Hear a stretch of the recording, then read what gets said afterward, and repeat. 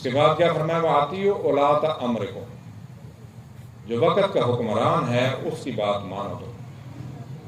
اللہ تعالیٰ نے فرمایا یا ایھا الذین آمنوا، اے ایمان والو، اطیعوا اللہ واطیعوا الرسول، اللہ اس کے رسول کی اطاعت کرو، وَأُولِي الْأَمْرِ مِنکم، اور وقت کا جو تمہارا حکمران ہے اس کی بات مانو۔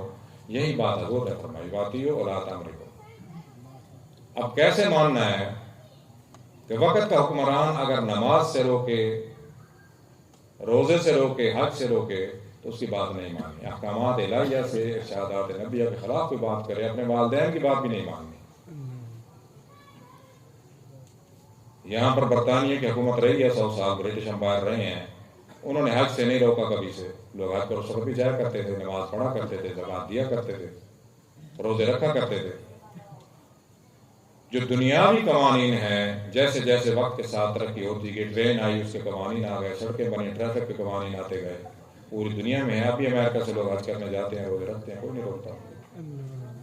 لیکن جو دنیاوی قوانین ہیں، تعلیم کے قوانین ہیں، صحت کے ہیں، ٹریفک کے ہیں، امیگریشن کے ہیں، سارے قوانین ہر ملک میں تقریباً یکساں قوانین ہیں، تو ان کو آپ نے تسلیم کرنا، ان کو ماننا، فساد نہیں پیدا کرنا،